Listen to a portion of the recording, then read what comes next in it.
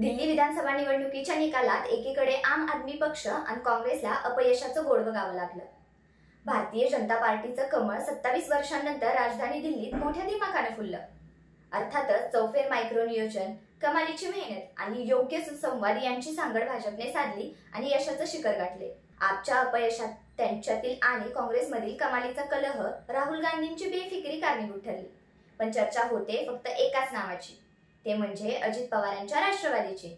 नेमका काय आहे प्रकार जाणून घेऊ या व्हिडिओच्या माध्यमातून। नमस्कार, मी पल्लवी इब्लिसच्या या विशेष व्हिडिओमध्ये आपले स्वागत करते। दिल्ली विधानसभा निवडणुकीचा निकाल मोठ्या उलथापालथीचा ठरला। आप पक्षाला सत्तेतून खेचण्यात आणि त्यांचं नाक कापण्यात भाजपाला यश प्राप्त झालं।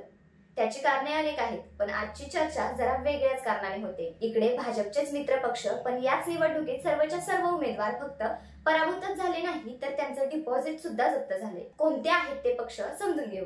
राष्ट्रवादी काँग्रेस पक्ष हा भाजपचाच मित्र पक्ष असून त्यांनी दिल्ली विधानसभा निवडणुकीत आपले 23 उमेदवार उभे केले। त्यांना यश तर प्राप्त करणे शक्य झालं नाही, पण अनामत रक्कम सुद्धा जप्त झाली, हे विशेष। राष्ट्रवादीला केवळ 0.30% मतं मिळाली आणि त्यांचा पूर्ण निकाल भोपळा ठरला। संपूर्ण दिल्लीमध्ये राष्ट्रवादी काँग्रेसच्या उमेदवारांचे डिपॉझिट जप्त झालं। याचा अर्थ स्पष्ट आहे की दिल्लीच्या मतदारांनी राष्ट्रवादी काँग्रेसला पूर्णपणे नाकारलं। दिल्लीत एखादा अपवाद वगळता अजित पवारांच्या पक्षाच्या इतर उमेदवारांना 1000 मतांचा टप्पा ओलांडता आला नाही।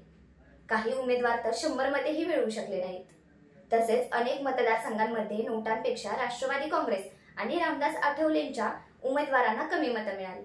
दुसरीकडे आठवले यांची आरपीआय हा सुद्धा भाजपचा मित्रपक्ष आहे, पण त्यांचं सुद्धा पानिपत झालं। अर्थातच त्यांच्या अपयशामागे अनेक कारणे असू शकतात, पण दिल्लीच्या या निकालानंतर आता मोठा प्रश्न आहे की राष्ट्रवादी काँग्रेसला उत्तर भारतात पाय रोवता येईल का? आणि राष्ट्रवादी काँग्रेसचा पराभव का झाला हे आम्हाला कमेंटमध्ये नक्की कळवा आणि पाहत रहा इब्लिस।